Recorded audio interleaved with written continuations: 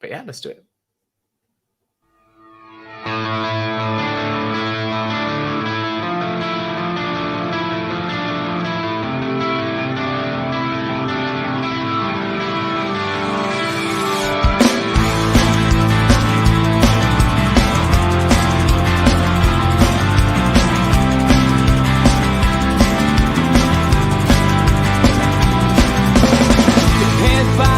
Critics attack. It feels like I've been talking to myself again.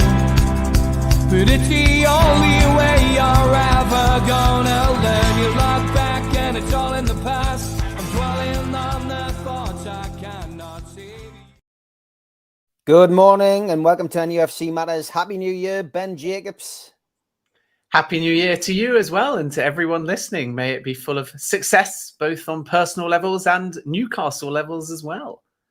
Yes, and Leicester. Let's not forget Leicester. And John from QTech was a little bit tricky with his flyer, with Maddison on one side, Tielemans on the other, and Ben Jacobs, and a lot of question marks in the middle.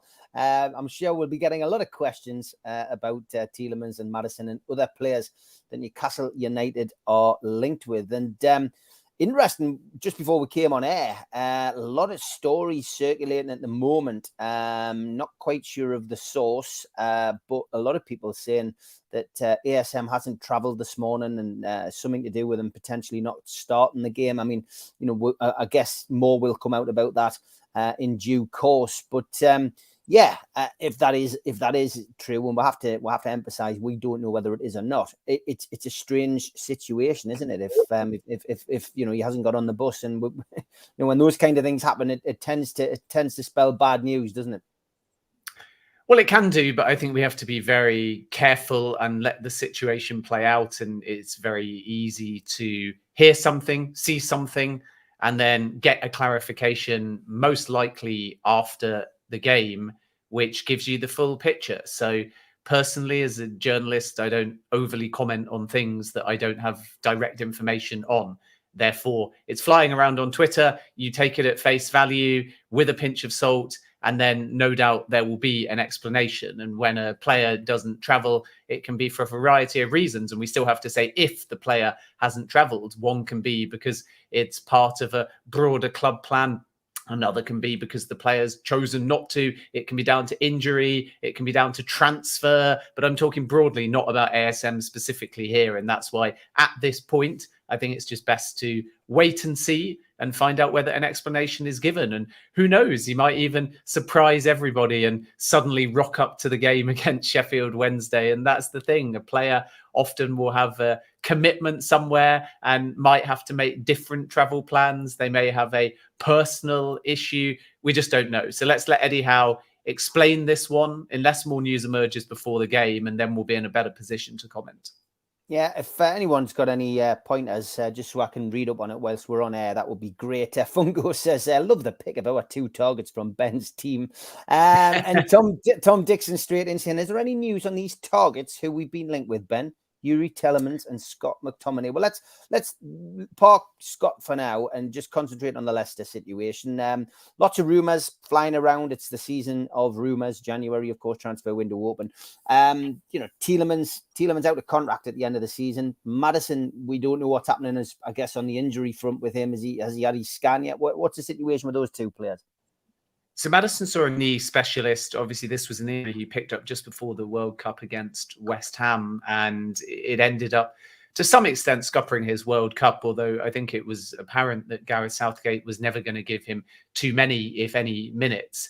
And what was intriguing, and I suppose has set off the rumour mill, is that the England medical staff cleared the knee injury. Maddison returned to Leicester, and then, as Brendan Rodgers outlined it, a different part of the same knee presented a problem, and now Maddison's gone off to a knee specialist. So Leicester are not going to rush him back, and obviously everybody will have their different opinions as to how bad the injury is, or whether it's an affront to allow Maddison to do his due diligence about a potential move away. But I don't think it is that Machiavellian. Leicester have got a lot of games. If Maddison was fit, he would be playing. And on the flip side, if it had got to the point where he wasn't playing because a transfer was imminent, it probably would have been done by now. So the fact that he's just on an injury list and Leicester is still speaking as if they want to keep him until the end of the season, to me would come across as very genuine. And he's absolutely seen a knee specialist. There's no denying that. And remember, anyone interested in James Maddison will be equally as key to do their own due diligence on the knee injury as well. So Maddison is injured. We saw that during the World Cup, and it remains the case, but it's a different part of the knee. And Leicester are going to be very cautious because they, first and foremost, want to get the player back. And second of all, when you have this type of injury, if they are privately resigned to letting Maddison go at some point in 2023, they need to make sure that the full extent of the injury is known, because that could well affect the value of any prospective transfer. So I think Maddison going in January is going to be very tough, to be perfectly honest with you. I've said this many times, the situation hasn't changed. It will need a big offer. And that offer, as we saw in the summer, when Newcastle bid in the mid-40s, is going to have to be much closer to 65 or 70 million to really persuade Leicester that it's worthwhile selling Maddison. And unlike Youri Tielemans, Maddison's contract doesn't expire this summer. He's out of contract in the summer of 2024, which is not too far away, but Leicester have a little bit more leeway and wiggle room to be bullish over keeping the player and over any possible negotiations. So Newcastle would have to slap down a massive amount of money. And every time now we're getting a transfer fee with Newcastle, Eddie Howe makes it clear, financial fair play. And that's because until Newcastle pull in new sponsorship, revenue from European football potentially, they're in quite a difficult position, and they don't want to significantly break the balance or their wage bill, because they might need to do that further along the line. And as we explained in a show in detail on financial fair play, it's not that Newcastle can't spend in the now. It's just if success comes too fast, they know that they will need to invest. And at that point, you might well have overspent and be restricted. And herein lies the challenge, that Newcastle under Mike Ashley did a lot wrong. But one thing they did quite right was be very tight on their wage bill and on their incentives. So there aren't Newcastle players earning insane, crazy money. And if you want to sign a player that thinks they're coming to a Champions League club, immediately your wage bill can change. And then do other players at the football club, like Bruno and so on, want wage parity? And if they do, your entire wage bill can move up just as quick as you've gained success. And Leicester had this after they won the Premier League. And that, of course, all adds to your numbers as well. And you've got to find a way of offsetting that. So Newcastle kind of have to cautiously plan for the amazing success that's on the horizon. And that means being a bit more financially prudent now. And this may play into what they offer for a player like James Maddison and when they choose to make that kind of bid. So that's the first thing to say. With Youri Tielemans, it's a different situation because he's a free transfer in the summer. And it will be interesting to see whether Newcastle choose to move this January. Leicester, again, exactly the same position. They're struggling. They don't want to lose any key player because they know that it's going to be very hard to buy in January, not only because the club is still reasonably financially restricted, but on top of that, because January tends to be more of a seller's market than a buyer's market, which is why we get quieter windows. So Leicester, I think, might stick with Tielemans to try and make sure that they're safe, which is the most important thing for the club. And then beyond that, if they lose him on a free transfer, when they lose him most likely on a free transfer, they will offset that against the fact that a player like Tielemans, who scores key goals, who's captained the side this season, can be one of the names that moves them out of trouble. And I think that if Leicester had started this year a bit more positively, because they also had a good run of form just before the World Cup break, things might have been different, but they've been sucked back down now.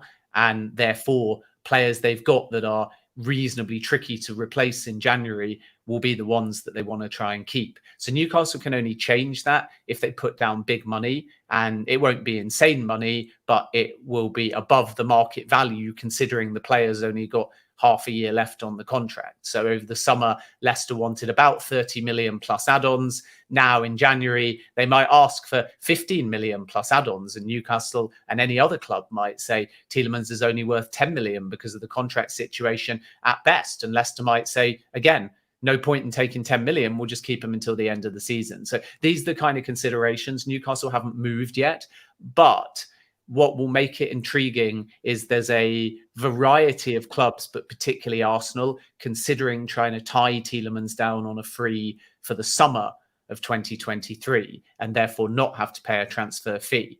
And Newcastle know if Arsenal enter the race for Tielemans, and it is now an if, they will not be the favourites to win it.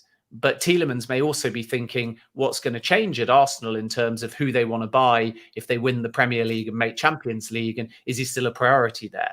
So getting that clarity from Arsenal could be quite key. And if Newcastle try and move fast with a bit of money, then it's going to open the Tielemans race up earlier than Leicester and maybe even Tielemans are anticipating. And that might be the tactic that they choose. But other than a growing interest and other than a admiration amongst Newcastle's recruitment team for Youri Tielemans, there's not actually that much optimism at this point that Leicester are going to let him go during the January transfer window.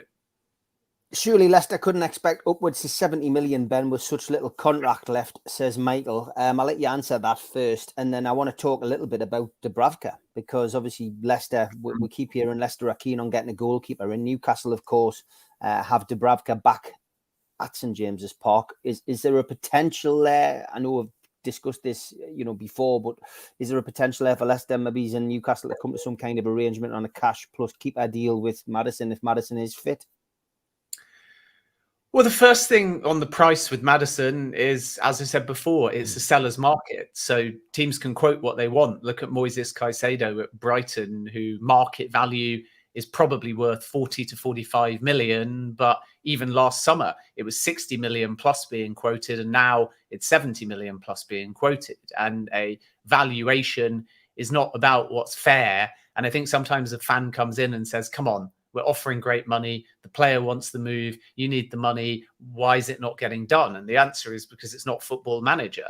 And you put a price based upon a variety of things, what you've invested in the player, what the wages have been, because you don't just want to recoup a number that you paid. You want to try and recoup and make a profit on all of the costs as well, which include wages, which include agents' fees, which include bonuses, which include, for younger players, development, coaching costs, potentially even things like accommodations and flights. And these latter costs might not seem that high or relevant, but of course you keep track, especially if you sign somebody, not the case with Maddison, obviously, at a very young age, and then you bring them through your youth system, because each aspect of that is costing the club money and time and energy and resource. And remember, when you value that as a seller, that time and energy and money and resource isn't just around the player. You can say, what about the coach that brought him through and made him into a star? He's on a salary. He got a bonus because the player did well. And maybe he's got his own team of 6 or 7 or 8. And then before you know it, over a 5, 6, 7 year period, you can try and offset those costs as well, because they've been so key to the player development. And this is what clubs do in terms of how they establish their value. And January is a seller's market because there's a need from the buyer and there's a very short space of time. So when you hear a fee of, for Maddison, 70 million, that might be because Leicester will accept 70 million, as they did, broadly speaking, with Wesley Fofana when he moved to Chelsea, or it might be because Leicester know that the market won't pay 70 million. So it's a way of basically saying, give us an insanely incredible deal, or you'll have to come back in summer and then try and get a more reasonable number when Leicester would, as you correctly say, be in a weaker position if James Maddison doesn't extend. But Leicester are also not ruling out trying for a new contract for James Maddison, which is why the second half of the season is going to be really key. And come the end of the season, Maddison will know what he's getting. He'll know where Leicester are. He'll know where Newcastle are. He'll know where Tottenham are. And he'll know also a real sense of what he can get in terms of the personal package based upon the club. And if they have Champions League, a higher financial rate, and also his own valuation of what he thinks he deserves based upon the season that he's had with Leicester City, which is again why he'll want to get back fit and firing for Leicester if he does stay beyond the January transfer window. So two clubs are not trying to get to a fair package. The seller is either trying to ward off suitors or get the best possible deal. And if that number appears insanely high to the buyer, they've got to find a way of getting fairer market value or walk away. And that's just how the negotiation works. And then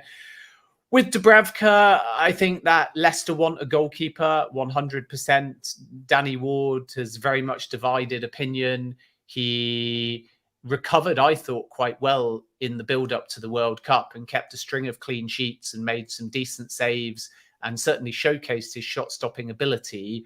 But there's certainly not the same confidence or leadership there as there was when Kasper Schmeichel at his peak was in goal. And you only have to look at the Liverpool game where Faust got 2 own goals and Liverpool ended up winning a game where none of their players scored, and from 1-0 down as well. And the first goal that Faust scored was a sort of spun effort at the near post trying to clear the ball that ended up looping into his own net. But if you see it from the side angle, you realise that there's no Liverpool player in sight.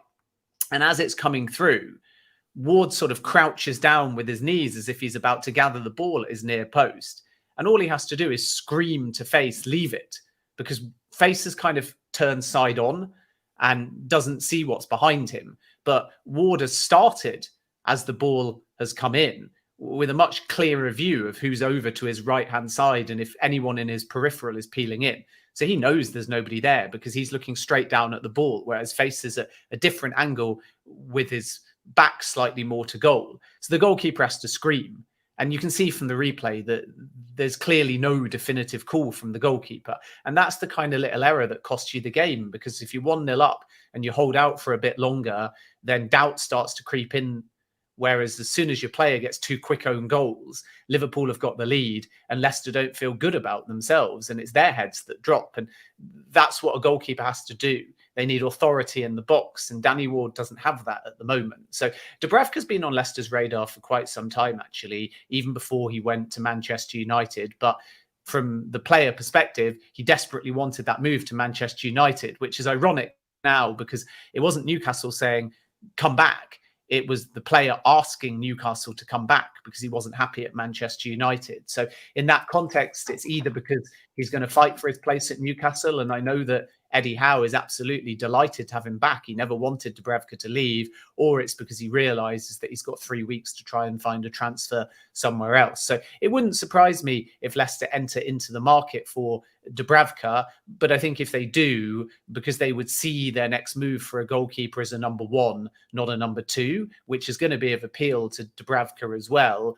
They would obviously not just want a straight loan. They would want a loan with an option to buy, or they would want to be able to negotiate with Newcastle for a permanent deal.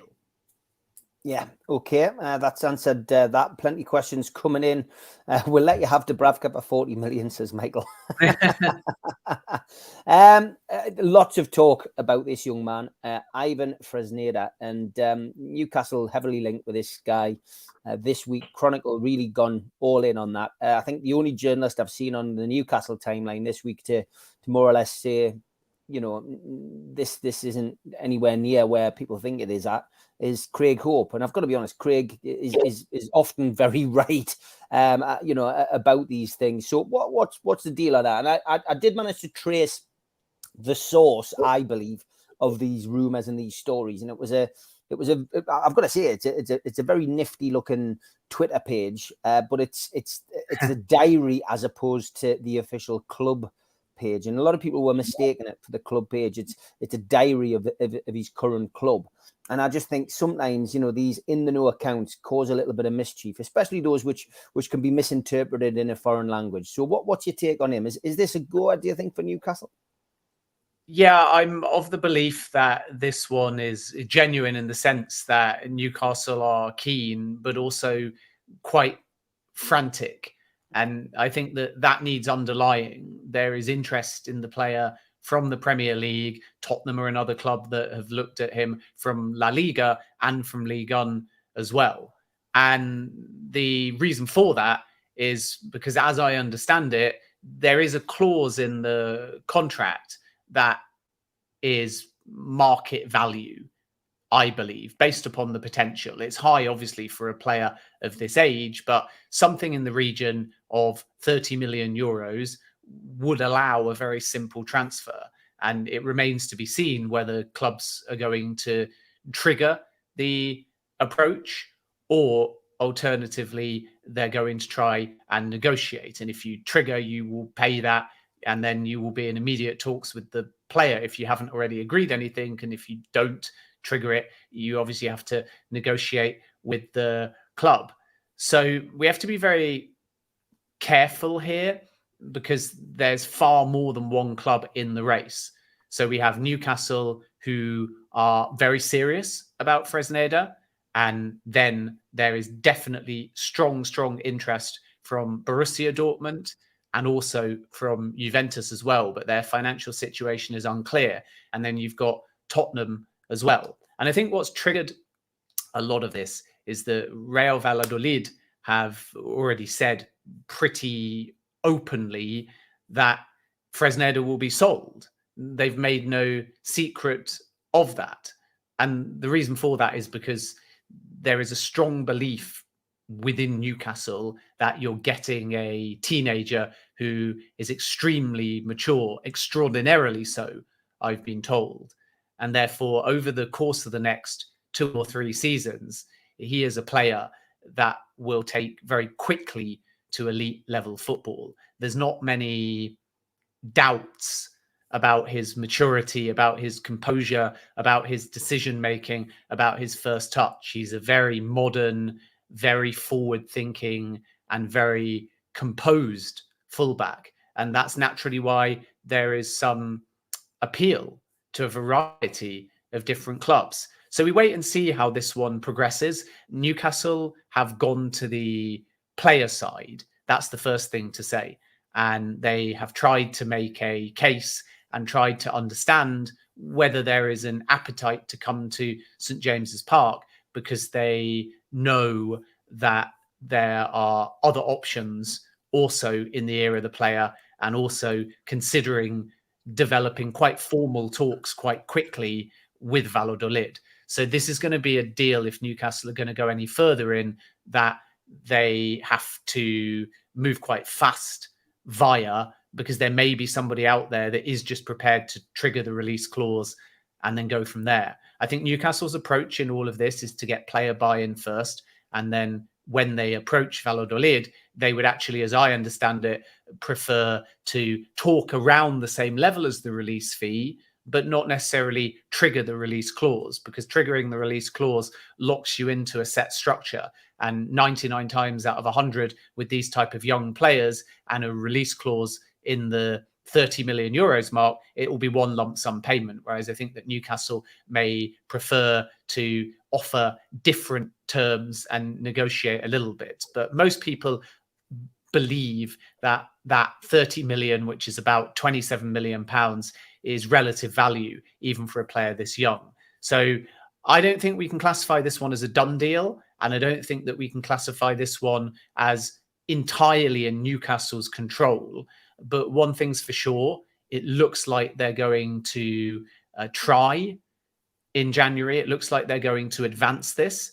And we'll have to wait and see now over the next few days whether, first and foremost, they trigger a clause. Because if they do so with player buy-in, the deal will get done very quickly. But don't be surprised if Fresneda waits a few days or weeks to talk more to Juventus, to talk more to Dortmund, to see whether Spurs come in, because it's a big decision at that age. And one of the first decisions that he's had to make as a kind of elite prospect, where he knows the next 3 years of his career are key. You make this kind of decision usually when you're 12 or 13 in terms of the academy you join. And then when you're 16, 17, potentially, and you're signing your first contract. And then often you get 2 or 3 years where you're happy to stay at a club and develop and improve before that first team opportunity comes at 19, 20, 21. But he's having to probably make a decision about his future now, including a relocation a year or 2 earlier than most. And if you look, for example, at Vardiol at Leipzig, he keeps saying he's in no hurry, because he knows the next move is so key to the development in his career. And I think it will be the same for Fresneda. What's the plan? What's the pathways here? How much game time? Because the last thing a player like that will want to do is come and not really get any game time. And I suppose that's the challenge as well at Newcastle, that the back line picks itself at the moment, right? So he's not automatically dropping into that. So what does the next 2 or 3 years look like at Newcastle if he's not that regular starter? And that's a question, if he becomes directly involved in the pitch, which he hasn't been at the moment, that Eddie Howe will need to answer. Yeah, it's good point, mate, to be honest. And we'll watch that one with interest. Another one which has really hit the headlines this week, Ben, is Scott McTominay. Mentioned him at the top of the show there, Manchester United player, of course. And I think a lot of the chat on social media has been quite negative from Newcastle fans. They don't see that as an improvement, don't see that as an upgrade, pointing to a disciplinary record that he has, and also pointing to the fact that it would be, a fee around about 50 million. And I think the link with Scott McTominay, it's not the first time that it's surfaced. And I think also the fact that a lot of the whispers that seem to be going around at the moment is that if Newcastle are going to spend anything in this window, that it's potentially going to be on a defensive midfielder as opposed to an attacking midfielder. But yeah, Scott McTominay, thoughts on that one? Certainly understand the feeling in the Newcastle fan base of what might he add, but we have to remember that Newcastle are not necessarily looking to add with a player like that. It's different with Fresneda because he's young, but Newcastle are not looking to add a necessarily out and out improvement. What they want is depth everywhere, because they're aware it's such a pivotal stage of the season. They might end up on an FA Cup run. They've got a good opportunity to start that against Sheffield Wednesday. They're already in the quarterfinals of the League Cup. Unfortunately, they're going to get knocked out to Leicester, but that's not a bad run. And joking aside, if they dismantle Leicester in the same way that they did in the league, it will be a comfortable passage into the semi-finals. And suddenly, again, you need more depth. And suddenly those competitions where you might rest players, your star names won't be rested because you're fighting on fronts at the business end of a tournament. And imagine if Newcastle turned up to a quarter-final in the EFL Cup because of where they are in the league, pushing for Champions League football, and made 8 changes and went out. The fan base would be really disappointed, because we know how important it is for Newcastle to win a trophy, and it would be so special.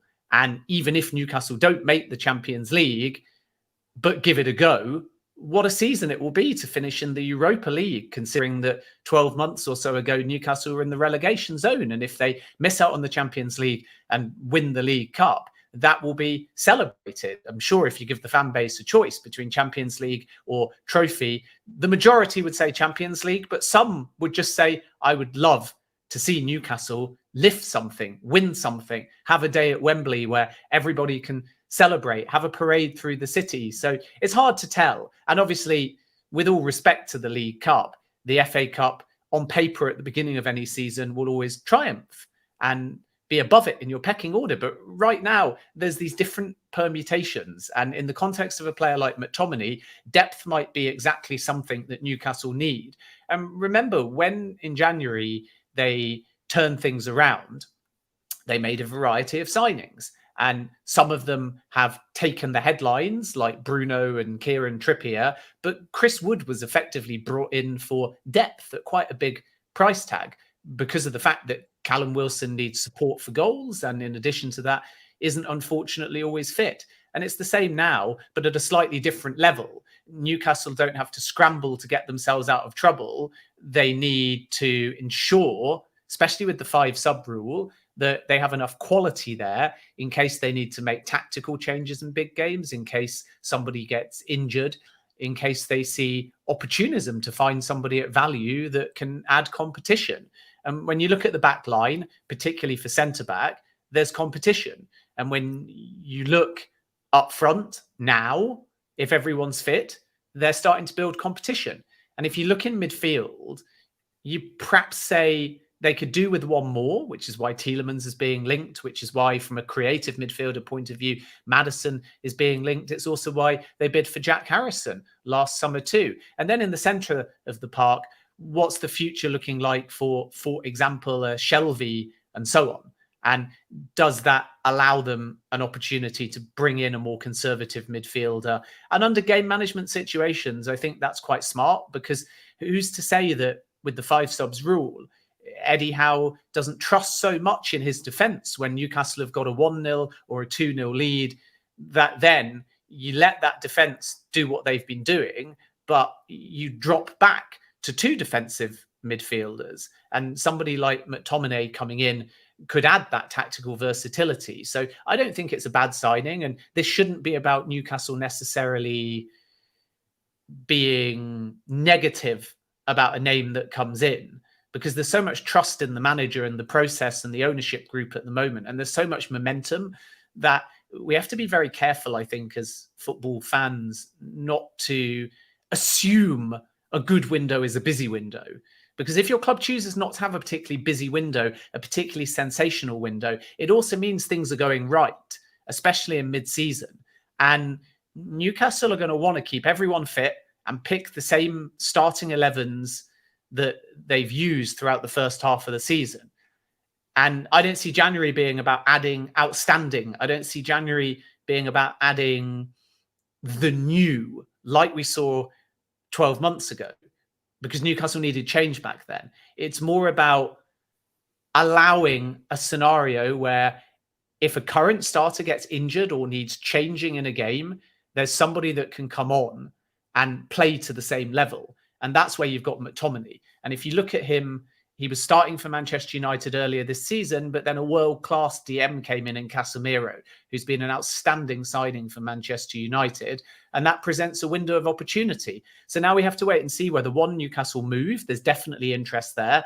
And 2, if Manchester United are prepared to sell. And as important, are they now prepared to sell for a rival who is competing with them for a top 4 place? And that's the key point in all of this, that McTominay may want the move to Newcastle or any club to get the game time, but Manchester United, as per my understanding, don't really want to sell him, which means that Newcastle can have all the interest in the world, but Erik ten Hag is going to be very clear, I think, that he doesn't want that many outgoings, because let's not forget, the Glazers are not at this point prepared to spend big in January either. So Manchester United and Newcastle are in a very similar position here, that for their non-starters, which could well be McTominay at Newcastle, much like it is at the moment at Manchester United, Manchester United want to keep that depth and Newcastle want to buy that depth. So I don't think this is a signing about somebody that would necessarily be used in the first team immediately, but it makes a lot of sense if Newcastle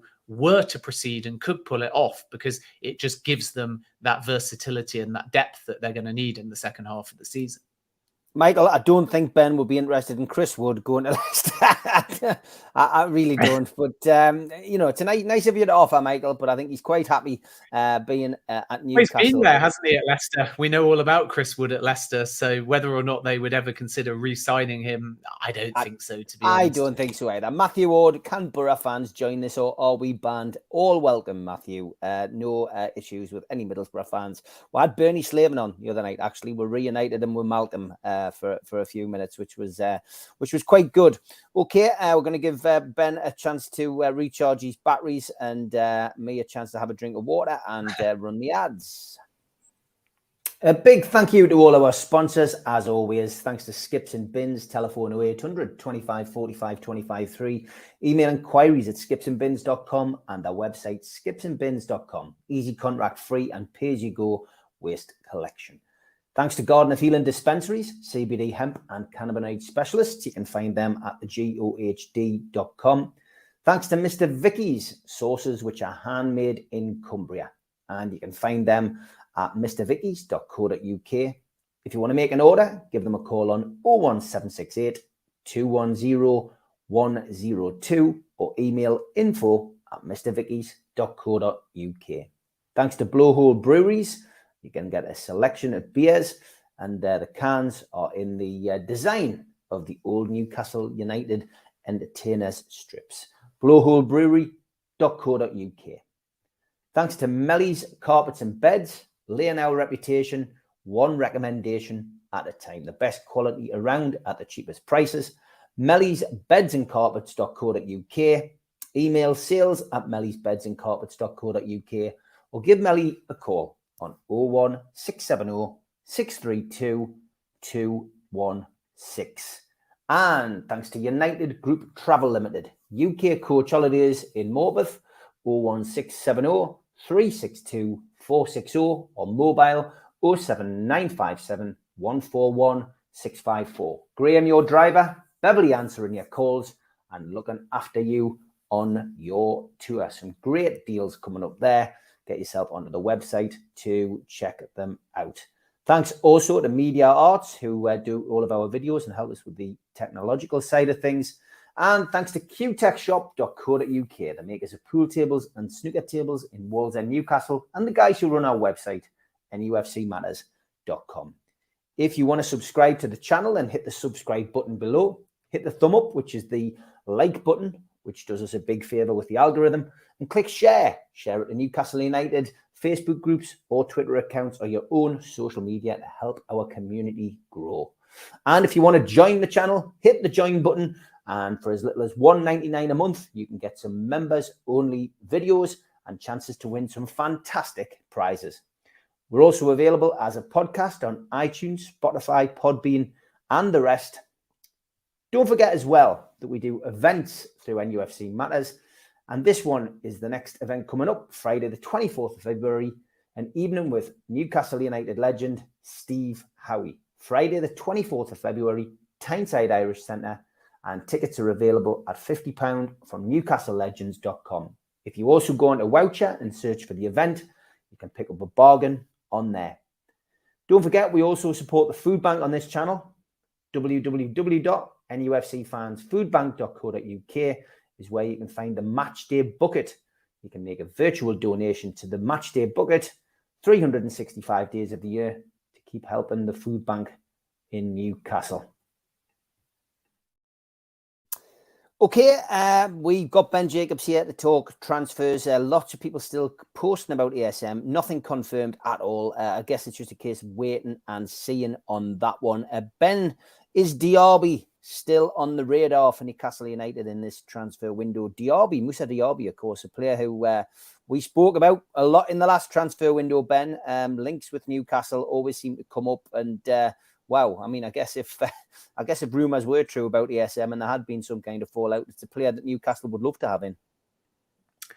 I think it's difficult with Diaby now. Clubs don't desperately want to sell mid-season. And although there was a window of opportunity over the course of the summer, Diaby said very openly in the end that he was just going to stay at Bayer Leverkusen.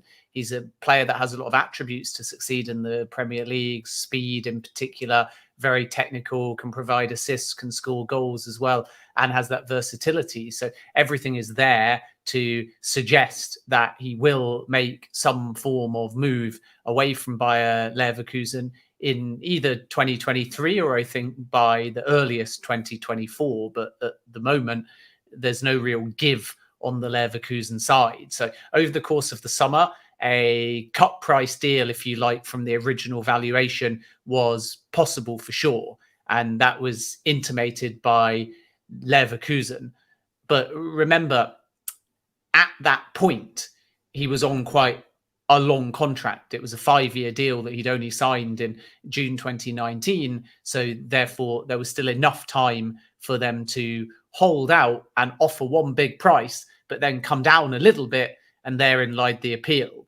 Now I think Leverkusen are looking at either trying to get him to extend further, or alternatively, if it's not going to be possible, putting a higher price tag, believe it or not, in January, because that wards off suitors, a bit like West Ham did with Declan Rice.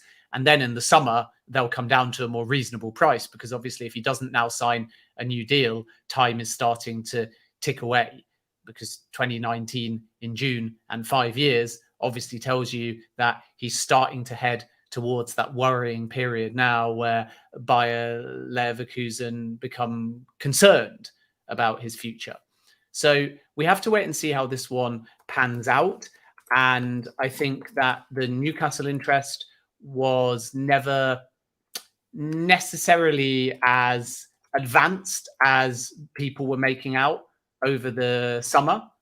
That's the first thing that is important to say. And the second thing is that Newcastle were only going to entertain Diaby if that price became cut price, which was something in the region of 40, 45 million, and then add-ons on top. Now the price being quoted is 100 million euros, which is about 87 million pounds. Far too high for anybody to consider, I think, because nowhere near the market value.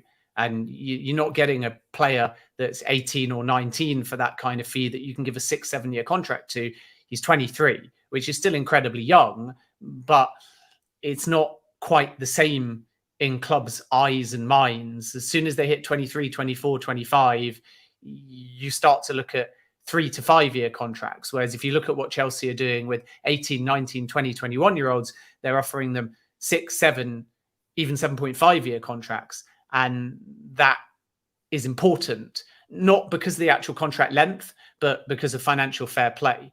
So this is another little side point to explain here, that the length of a contract and the player's age is not about the football side always. So when I just say that example, and Diaby being 23 and it being detrimental to the price, some people listening might say, what on earth do you mean? He's 23. He could have 7 years at his peak at Newcastle United and be an incredible player. He's the perfect age to buy, but he's not the perfect age to buy for financial fair play at that fee, which is what I'm trying to illustrate here, that if it was 100 million euros, you offset that under financial fair play against the contract length on the books. So it doesn't matter about the payment structure and it doesn't matter about the total fee for your books. It matters about the price divided by the contract length, because that is how you classify it under financial fair play. So if it's a big price and it's a long-term contract, you divide it in a way that is split across multiple financial fair play cycles, which is a way around financial fair play. And therefore, the transfer is affordable, even if the fee is very high. So with a player that's 23, like Diaby, if it was 100 million, you're only probably going to offer him at most a 5-year contract, maybe even only a 4-year contract with an option to extend. And that makes it a lot harder under financial fair play compared to a 19-year-old at 100 million on a 7.5-year contract. And I don't see Newcastle or any club with Diaby giving a contract that is that long, because he'd be 30 or older by the time that contract ends. So that's a consideration as well. But there's nothing really in Newcastle and Diaby at the moment. And I don't think that Leverkusen want to sell in January, which is why they're quoting such a high number. And then in the summer, we'll see whether that price drops. And it might even get close to a 50% reduction on that close price. 50 million euros, maybe with some add-ons on top, might be their kind of starting point in the summer. But because his contract is ticking away, the opportunism in the summer is probably going to be more to offer 35 million euros plus add-ons and see whether the fear of losing Diaby gets a deal done. So there's no value and there's no common sense for any club to move in the market for Diaby in January at the moment, unless there is an intimation at the Leverkusen end that the price is going to drop significantly.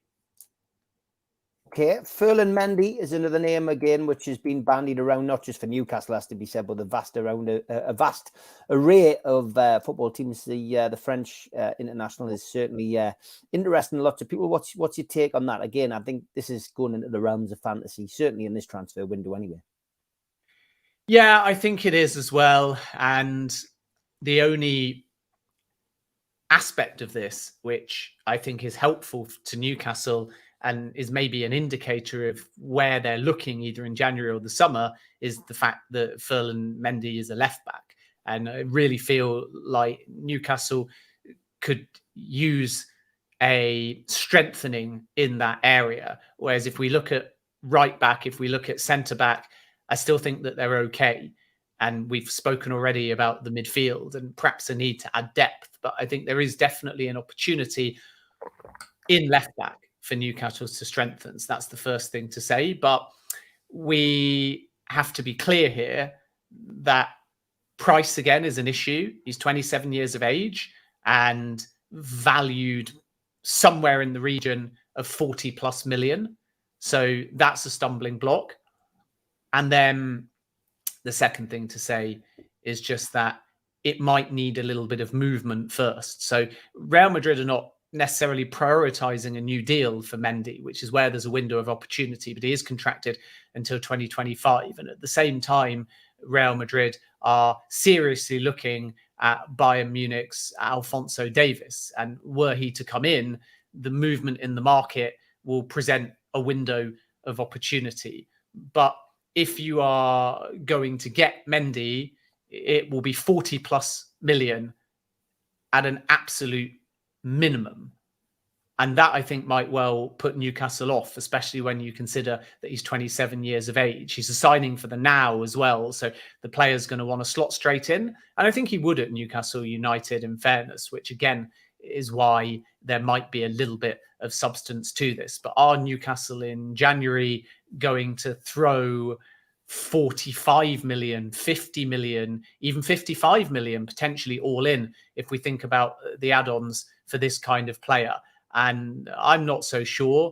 There's plenty of other clubs looking at the moment as well. So this is one that I think is, from talking to sources, agent fueled, because Mendy can work two ways. He can scare, in inverted commas, Real into thinking there is significant interest now, and then use that to try and get them to escalate any talks over a new deal quicker. And that puts rumour out into the market that doesn't always have a huge amount of substance. And it isn't just Newcastle, like I say. Manchester City have looked, PSG have looked as well. And a player of this calibre and quality and age might well prefer to wait until the end of the season, win what he can with Real Madrid, and then at the end of the season, either negotiate with Real Madrid or just see how the market moves and know that were he to relocate, he knows exactly what he's walking into. And here's where Newcastle are in a difficult position. We've said this before, because the club is moving in the right direction. Amazing ambition, wonderful season, real unity. But you can still understand why a player that wants to play Champions League football would say to Newcastle, I want to wait and see if you get Champions League football. Because if they don't get Champions League football, there's no guarantee that next season they'll be where they are now, because they've done so well with so much momentum.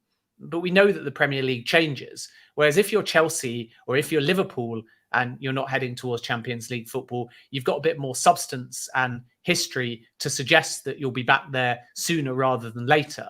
And that, I think, is why it's important for Newcastle to utilise where they are now to attract a player. And what a coup, therefore, in hindsight, to have got someone like Kieran Trippier, who was a La Liga winger who had played Champions League football and moved to Newcastle, not when they were possibly getting Champions League football and on course to get Champions League football, but moved to them when they were in the relegation zone. And that's an incredible coup. And Newcastle need to use that type of tactic, the pitch on their long-term project, if they're to get these type of players. But I think it's a massive ask to get Mendy mid-season when nothing is guaranteed. And I'm also told that there's nothing advanced on the Newcastle and Mendy side either. So there'll be a lot of excitement about this. But I come back to what I said before. January for Newcastle and many clubs is not necessarily about marquee signings. It's not necessarily about wholesale change, and it's not necessarily about big spending. It's about stability. It's about depth, and it's about momentum. And then if they make Champions League, they can move in the market. And I come back to something very important that I said before, which is from the club perspective, right now, mid-season, they don't want to rock their wage bill. They don't want to change their approach and spending because they haven't got anything yet. And by haven't got anything yet, I'm not talking about on the football side. I'm not talking about on the ambition. I'm not talking about what Eddie Howe wants. I'm talking about sensible, sustainable accounting, whereby the ownership group will be saying, yes, if we make Champions League, we can raise the wage to this. We can offer new contracts. We can spend X. But if they don't make Champions League, then they're going to have to rein it in once again and build a little bit slower, which was always the original plan, to get European football within 3 seasons. If they get it the year after, halfway through a season, looking like they might go down, amazing. And if they get Champions League football before Europa League football, incredible. But financially speaking, they can't run before they walk, which means that were hypothetically they to bid for a player like Mendy, they would have to say to him, you come in on our terms, on our wage bill, and then if we make Champions League football, it will go up. And then you'll get a Champions League wage and Champions League incentives. And a player like Mendy probably would never agree to that. So therein lies the problem for Newcastle. If they're looking for players that are used to playing Champions League football and want a certain baseline of salary, that totally changes the complexion of Newcastle's current wage bill. And that's the one thing, as I said before, that Mike Ashley did really, really well. And he didn't do much really, really well. And he wasn't that popular doing this aspect really, really well. But he made sure that there was parity of wages. And he made sure that if a big name came in or a bigger name came in, he didn't have a scenario where one player or a handful of players were earning insanely more than the rest. And Newcastle have always kept their wage bill low compared to clubs in the Champions League. But they're obviously eventually going to have to raise that. But they need to make sure they don't do that in a way that sets a precedent whereby Trippier comes forwards, Bruno comes forwards, Callum Wilson comes forwards and says, you can't just bring in a 23-year-old like a Diaby and give him 250k a week. If that's the case, then we want that 100k, 150k increase in wages.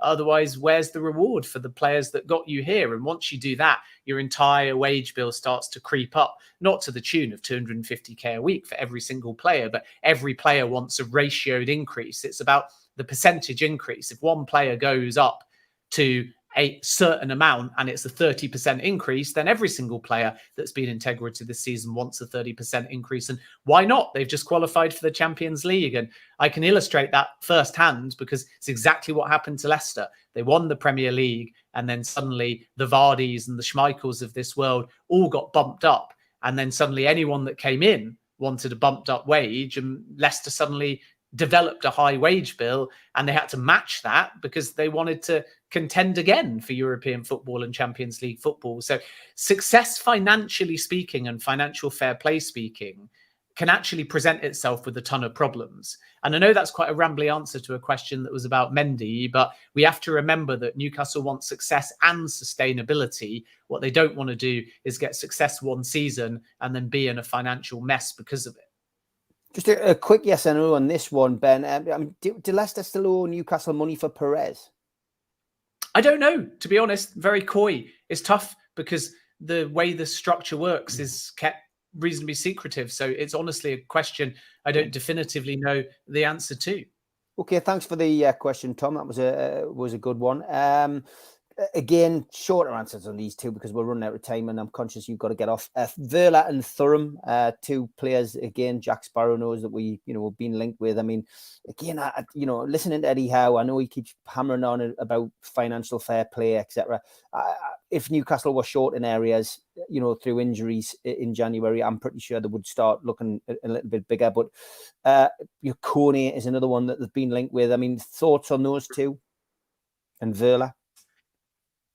Well, I think with Thuram, there's nothing in it other than one player at the football club saying that there was some substance to it because he wanted Thuram at the football club.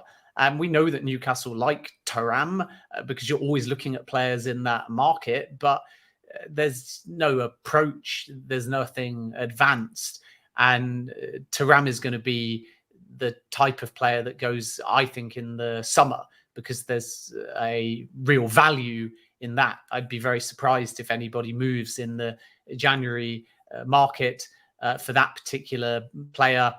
And, it's the same really for all of the names that you've mentioned here, that January is going to be difficult. So Newcastle are not looking for a busy window. They're not looking to do anything substantial unless the right opportunity presents itself. And the right opportunity presents itself often with a younger player or later in the window or via a loan. And those might be the three things that Newcastle think about. If they can get somebody in at value later in the window with a bit of movement, and when there's less time and they can put pressure on a club, if they can bring in a loan, potentially with an option to buy, or if they can invest in their future because the present at the moment is going exceptionally well. And you have to give the loyalty and you have to keep doing what's working to those that are already at the football club. So I just come back to what I said before. Newcastle are going to be linked with everybody. And it's normal because the club are on a different plane now than they were 12 months ago. And everybody just assumes that PIF have got money and will move quick and will make a marquee signing. But we have to just be very cautious and not too premature with who we link Newcastle with, because the real substance is in the longer term targets. So there is some substance in Tielemans. There is real substance in James Maddison. If they don't get James Maddison, still keep an eye on Jack Harrison at Leeds United. And then I think that there is room for Newcastle to bring in a more creative-minded player in the summer, whether that's a goal scorer to, again, help Callum Wilson, or again in that Maddison position. Hakim Ziyech is another one that's been mentioned, and Newcastle really liked the player when they saw the profile and discussed it, along with Christian Pulisic, who limped off in Chelsea's last game. But Ziyech's wages are sky high, and he's not going to bend on that. So you get a lot of this without a true understanding of the reality of the situation, which is, what are you getting from the player? Yes. And is there an interest? Yes. And is a deal possible? Yes. And that's obviously the case with Thuram in the summer. And it's also the case with Ziyech, for example, now.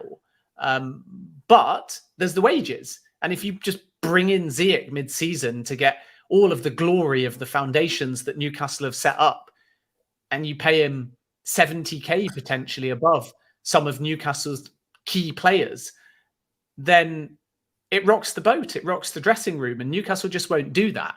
And Ziyech's not going to move to Newcastle and want to cut his wages significantly. And this is obviously the problem with Joao Felix as well, with all of the clubs looking at loan deals. You've got to pay 100% of the wages, and the wages are 5.3 million per year, prorated against however long you have him. So Newcastle might say, with these type of players, yep, we'd love to do it. But what they don't want to do is rock their dressing room, rock their wage structure, even on a loan where you know you're returning him. Because then what does Bruno say? And what does Callum Wilson say? And what does Kieran Trippier say? And they're the ones that have led you to where you currently are. So I think when we think about Newcastle's window, we should remember once again that it is a seller's market. And Newcastle are not going to move in a counterproductive way to the unity of their current team and to their finances, which is why we might well get a quieter window than some fans either expect or are hoping for.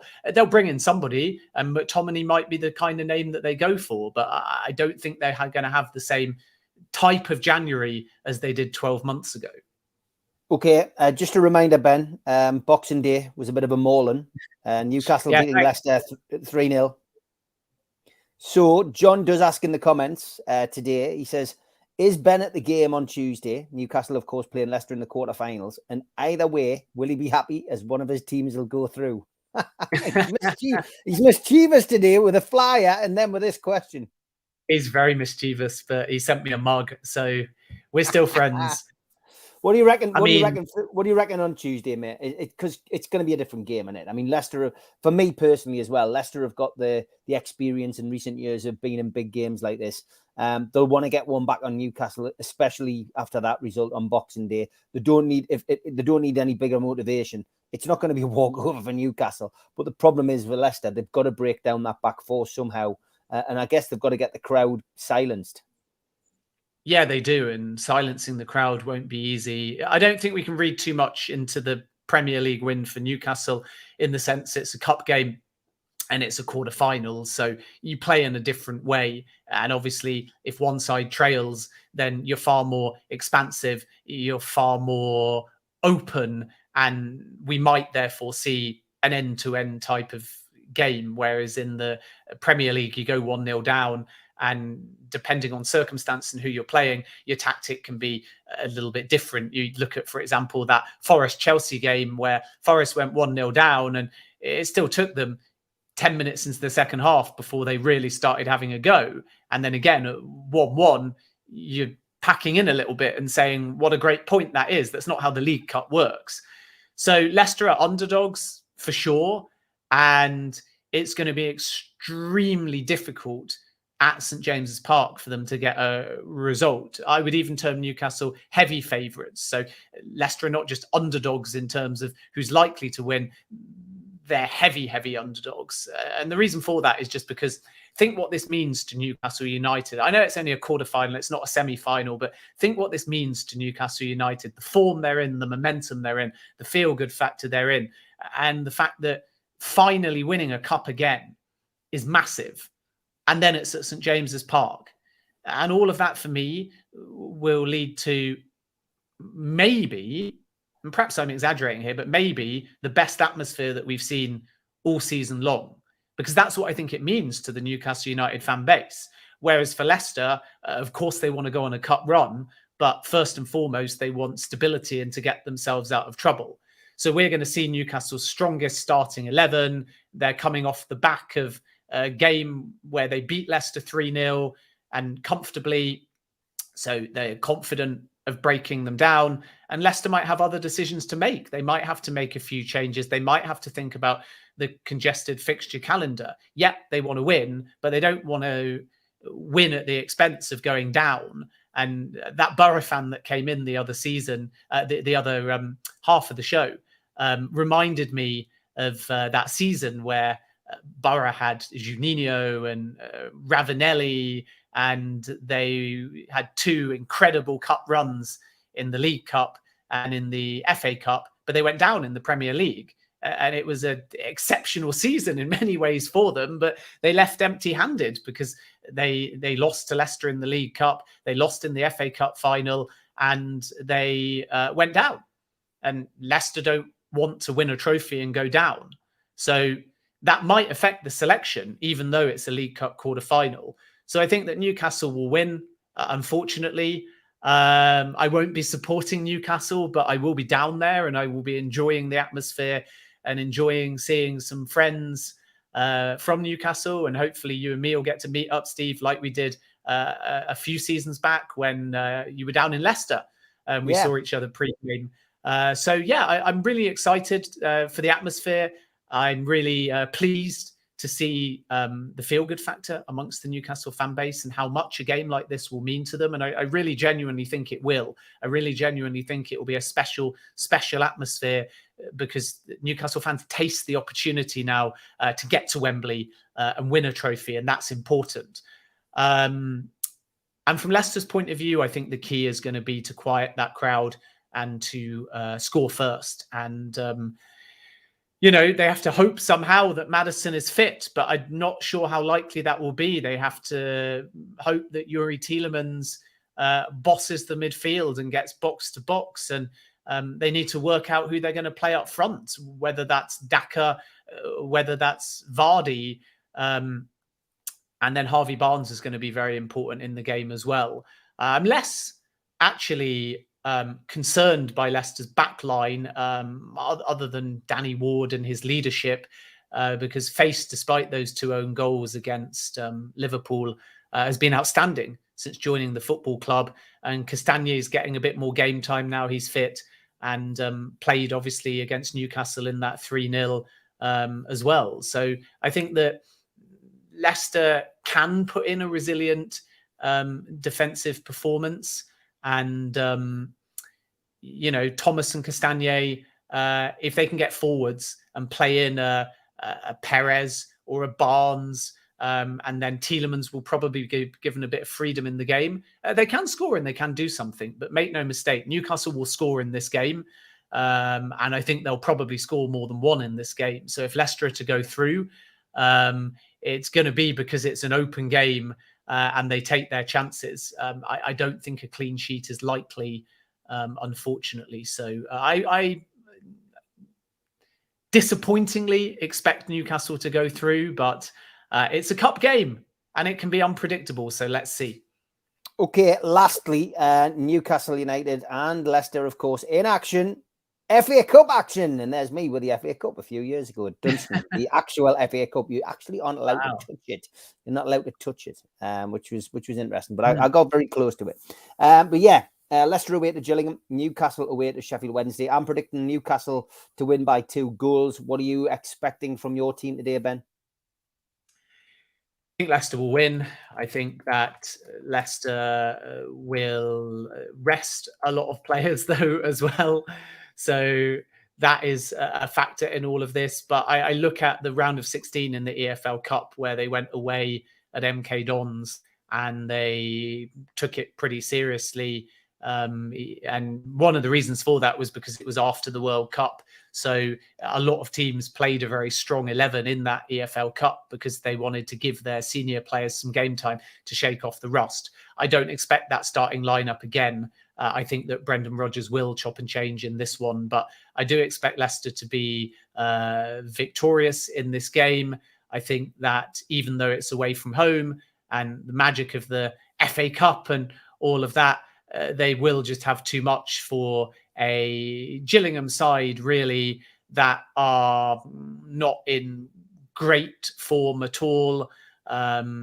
I saw a little bit of them in their last game where they lost to Stevenage. I think they've lost also to Sutton United and Colchester recently, and Wolves also beat them, let's not forget, in the EFL Cup as well. So you have to go back actually to early December and their replay win over Dagenham and Redbridge for their last victory, and they don't score too many goals either, which is good from Leicester's point of view. So it's clearly a big game for Gillingham, but I expect Leicester to go through in this one. And obviously if they don't, then the pressure will mount on Brendan Rodgers, whose job is still not entirely safe.